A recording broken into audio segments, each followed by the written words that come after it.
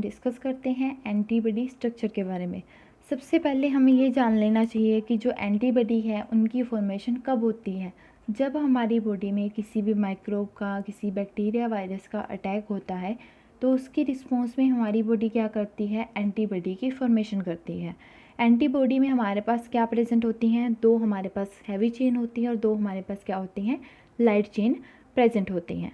अब देखिए, जो हैवी चेन है और जो हमारे पास लाइट चेन होती है, इसकी भी फर्दर हमारे पास क्या होती हैं, वेराइटीज़ होती हैं, या हम बोल सकते हैं इसकी भी हमारे पास फर्दर हमारे पास टाइप्स प्रेजेंट होते हैं। जो हैवी चेन है उसके हमारे पास 5 टाइप हैं और जो हमारे पास लाइट चेन है उसके हमारे पास 2 टाइप प्रेजेंट हैं। तो देखिए, हैवी चेन में हमारे पास कौन कौन से आएंगे, हमारे पास होते हैं IgG, IgA, IgM, IgD and IgE। जो इनको हमने नाम दिया है वो हमने किसके ऊपर दिया है, जो हैवी चेन है उसके बेस पर हमने इनकी नेमिंग की है हैवी चेन की।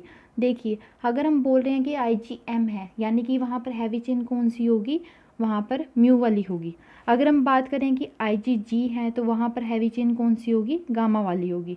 इसी टाइप से क्या होता है, IgA में अल्फ़ा चेन प्रेजेंट होती है, IgD में डेल्टा चेन प्रेजेंट होती है और IgE में क्या होती है, एप्सिलॉन चेन प्रेजेंट होती है। अगर हम बात करते हैं लाइट चेन की, तो लाइट चेन हमारे पास 2 टाइप्स की प्रेजेंट हो सकती हैं। जो फर्स्ट वन कैटेगरी होती है हमारे पास वो कौन सी होती है, काप्पा, और जो सेकंड वन हमारे पास कैटेगरी होती है वो हमारे पास होती है लैम्डा। लेकिन आपको ये बात ध्यान में रखनी है कि किसी भी एक सिंगल टाइप जो एंटीबॉडी है उसमें सिर्फ एक टाइप की ही हैवी चेन होगी और एक ही टाइप की क्या होगी, उसमें लाइट चेन होगी। यानी कि अगर हम बात करें IgG की, तो वहाँ पर क्या होती है, हैवी चेन होती है हमारे पास, गामा वाली होती है, और लाइट चेन वो कोई भी हो सकती है, काप्पा भी हो सकती है और लैम्डा भी हो सकती है। देखिए, आप इस स्ट्रक्चर में देख सकते हैं, जो ये वेरिएबल रीजन है ये कौन सा होता है, एन टर्मिनल रीजन होता है, और जो कांस्टेंट वाला रीजन होता है इसको हम सी टर्मिनल रीजन भी बोल सकते हैं एंड रीजन पर। देखिए, हम किसी भी प्रोटीन है या किसी भी पेप्टाइड है उसमें हमारे पास 2 रीजन प्रेजेंट होते हैं। एक हमारे पास होता है एन टर्मिनल रीजन प्रेजेंट होता है और दूसरा क्या होता है, हमारे पास सी टर्मिनल रीजन है। अब बात ये आती है कि हमने इनकी नेमिंग या इनकी जो क्लासिफिकेशन है वो हमने कैसे की है। एन टर्मिनल रीजन का मतलब ये है कि वहाँ पर कौन सा ग्रुप प्रेजेंट है, वहाँ पर अमाइनो ग्रुप प्रेजेंट है। और अगर हम बात करते हैं कि सी टर्मिनल रीजन की, तो वहाँ पर क्या प्रेजेंट होता है, वहाँ पर जो COOH यानी कि जो एसिडिक ग्रुप है वो वहाँ पर प्रेजेंट होता है। अब देखिए, जो हैवी चेन है उसमें हमारे पास एक क्या प्रेजेंट होता है, एक वेरिएबल रीजन प्रेजेंट है और 3 क्या हमारे पास कांस्टेंट रीजन प्रेजेंट होते हैं। और लाइट चेन में हमारे पास एक कांस्टेंट रीजन होता है और एक क्या होता है, हमारे पास एक वेरिएबल रीजन होता है। अब देखिए, जो ये ऊपर वाला जो ये वाई शेप स्ट्रक्चर बनाया गया, जो ऊपर वाला रीजन क्या है, वेरिएबल रीजन है। जो यहाँ पर पिंक कलर से दिखाया गया है ये क्या है, वेरिएबल रीजन है, और जो हमारे पास ब्लू कलर से दिखाया गया है वो क्या है, हमारे पास कांस्टेंट रीजन है। यानी कि देखिए, जो वेरिएबल रीजन है वही क्या करता है, एंटीजन के साथ बाइंड करने का काम करता है। अब देखिए, जो एंटीजन है वो हमारे पास मल्टीपल वेराइटीज़ के, मल्टीपल टाइप्स के प्रेजेंट हो सकते हैं। तो जो ये वेरिएबल रीजन है इसमें हमारे पास वेरिएशन हमें देखने को मिलती है, लेकिन जो कांस्टेंट वाला रीजन है उसमें हमें वेरिएशन जनरली हमें देखने को नहीं मिलती। अब देखिए, जो ऊपर वाला रीजन है वेरिएबल रीजन, इसको हम क्या बोल सकते हैं, एंटीजन बाइंडिंग रीजन भी बोल सकते हैं, और जो कांस्टेंट रीजन को हम क्या बोलते हैं, FC रीजन भी हम इसे बोलते हैं।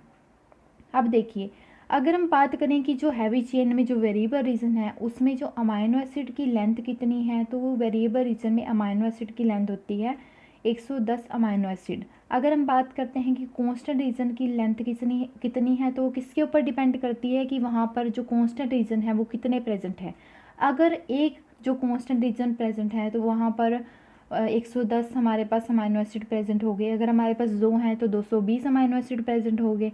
अगर हमारे पास 3 कांस्टेंट रीजन है तो वहाँ पर 330 होंगे। अगर 4 होंगे तो वहाँ पर कितने होंगे, 440 अमाइनो एसिड वहाँ पर प्रेजेंट होंगे। अगर हम बात करें कि मोलिकुलर वेट कितना होता है हैवी चेन का और लाइट चेन का, अगर हम सिंगल हैवी चेन की बात करते हैं तो उसका मोलिकुलर वेट कितना होता है, 50,000 हमारे पास क्या प्रेजेंट होता है, इसका मोलिकुलर वेट प्रेजेंट होता है। इसी वे में क्या होता है, जो लाइट चेन है उसका मोलिकुलर वेट क्या होता है, 25,000 किलो डाल्टन वहाँ पर प्रेजेंट होता है। अब देखिए, जो हैवी चेन है उसका जो साइज़ होता है वो डबल होता है as compare to light chain, तो इसका जो मोलिकुलर वेट होगा वो भी क्या होगा, जो लाइट चेन है उससे डबल होगा। अब देखिए, जो ईच जो लाइट चेन है या हैवी चेन है वो आपस में किसी ना किसी तरीके से तो वो आपस में जुड़ी होंगी। तो इसमें जो मेन इंटरेक्शन होती है वो क्या होती है, डाइसल्फाइड बॉन्ड होती है। इसके अलावा हमारे पास वेरियस टाइप की हमारे पास नॉन कोवलेंट इंटरेक्शन भी हमें देखने को मिलती है। अगर हम बात करते हैं डाइसल्फाइड बॉन्ड की, तो डाइसल्फाइड बॉन्ड क्या है, एक टाइप का कोवलेंट बॉन्ड है, यानी ये क्या है, एक टाइप का स्ट्रॉन्ग बॉन्ड है। कोवलेंट बॉन्ड हम किसे बोलते हैं, जिसमें इलेक्ट्रॉन्स की क्या होती है, शेयरिंग होती है। लेकिन इसके अलावा हमारे पास क्या होती हैं, वेरियस नॉन कोवलेंट इंटरेक्शन होती हैं, जिसमें क्या आएंगे, हमारे पास साल्ट ब्रिजेस भी आते हैं, हाइड्रोजन बॉन्डिंग भी आती है, और क्या आती है, वेरियस हाइड्रोफोबिक इंटरेक्शन भी हमें इसमें देखने को मिलती हैं। अब देखिए, हमने क्या डिस्कस किया था कि जो वेरिएबल रीजन है उसमें क्या है, उसमें हमें वेरिएशन देखने को मिलती है। लेकिन ऐसा नहीं होता कि सारा का सारा जो वेरिएबल रीजन है उसमें हमें इक्वल जो वैरायटी है या इक्वल टाइप की हमें वेरिएशन देखने को मिल रही है। लेकिन हमारे पास क्या होता है, जो वेरिएबल रीजन है उसमें भी कुछ स्पेसिफिक ऐसे पॉइंट्स होते हैं जहाँ पर वेरिएशन ज़्यादा होती है। वेरिएशन हम किस टर्म्स में बता सकते हैं, ये किससे मिलके बने हुए हैं, जो एंटीबॉडी का जो स्ट्रक्चर है वो अमाइनो एसिड से तो मिलके बना है। यानी कि वहाँ पर कुछ ऐसे रीज़न होते हैं वेरिएबल रीजन्स में जहाँ पर हमें वेरिएशन ज़्यादा देखने को मिलती है। तो ऐसे रीज़न को हम क्या बोल सकते हैं, ऐसे रीज़न को हम बोलते हैं हाइपर वेरिएबल रीजन्स भी बोलते हैं, और इनको हम क्या बोलते हैं, कंप्लीमेंटरिटी डिटरमाइनिंग रीज़न भी हम इसे बोलते हैं। आप इस डायग्राम में देख सकते हैं कि यहाँ पर हमें 3 CDR दिखाए गए हैं, CDR1, CDR2, CDR3। और ये जो हमें येलो कलर से दिखाए गए हैं, ये क्या हमारे पास जो हैवी चेन का डोमेन है वो दिखाया गया है, और जो ग्रीन कलर से है वो क्या है, हमारे जो लाइट चेन है उसका हमें डोमेन दिखाया गया। अब देखिए, जो हैवी चेन है और जो लाइट चेन है वहाँ पर क्या प्रेजेंट होती है, एक जो स्पेसिफिक पॉइंट होता है एंटीबॉडी के मॉलिक्यूल में जहाँ पर हिंज रीजन प्रेजेंट होता है। अभी हमने डिस्कस किया था कि जो हैवी चेन है उसमें जो कांस्टेंट जो रीजन्स हैं वो 3 भी हो सकते हैं, वो 4 भी हो सकते हैं। तो हमारे पास 3 टाइप की ऐसी एंटीबॉडी होती हैं जिसमें सिर्फ 3 टाइप के क्या प्रेजेंट होते हैं, या 3 क्या प्रेजेंट होते हैं, वहाँ पर कांस्टेंट रीजन प्रेजेंट होते हैं। लेकिन 2 एंटीबॉडी ऐसी प्रेजेंट होती हैं जिसमें 4 कांस्टेंट रीजन प्रेजेंट होते हैं। तो देखिए, जो IgD, IgG, IgA है, इसमें हमारे पास 3 कांस्टेंट रीजन प्रेजेंट है। लेकिन जो हमारे पास IgM और IgE हैं, यहाँ पर 4 कांस्टेंट रीजन प्रेजेंट होते हैं। अब बात ये आती है कि जो हिंज रीजन है उसका क्या काम है। आप इस जो स्ट्रक्चर है यहाँ पर देख सकते हैं कि यहाँ पर जो कांस्टेंट रीजन है वो क्या है, यहाँ पर 3 प्रेजेंट है, और बीच में क्या प्रेजेंट होता है, यहाँ पर हिंज रीजन प्रेजेंट होता है। अब बात ये आती है कि जो हिंज रीजन है इसका क्या सिग्निफिकेंस है।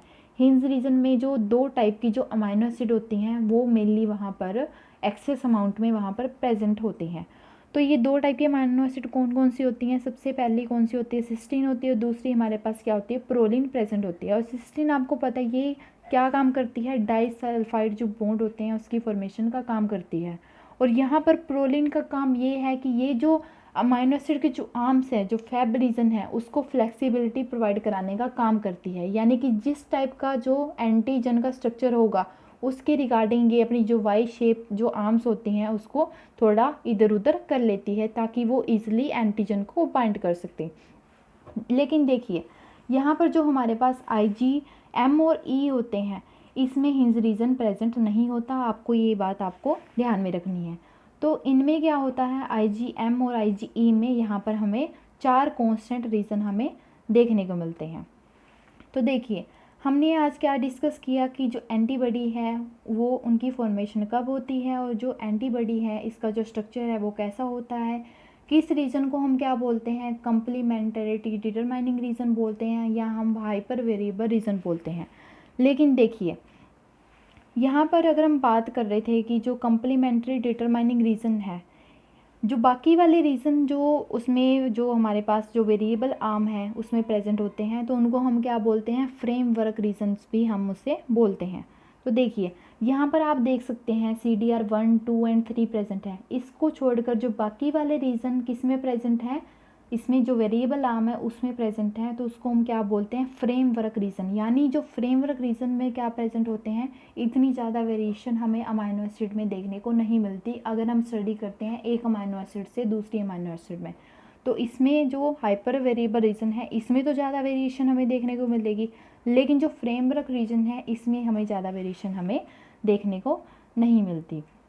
और मेन जो डिफरेंस है जो इन जो 5 एंटीबॉडी के जो मेन क्लासेस होते हैं वो ये है कि जो IgM और IgE में हमारे पास 4 कांस्टेंट रीजन प्रेजेंट होते हैं, लेकिन जो IgG, IgD एंड IgA होते हैं इसमें हमारे पास 3 कांस्टेंट रीजन देखने को मिलते हैं। और जो रीजन एंटीजन के साथ बाइंड करता है उसे हम क्या बोलते हैं, फैब रीजन बोलते हैं। और जो नीचे वाला कांस्टेंट रीजन होता है इसे हम क्या बोलते हैं, FC रीजन हम इसे बोलते हैं। तो आई होप कि आपको जो एंटीबॉडी का स्ट्रक्चर है वो आपको क्लियर हो गया होगा। Thank you.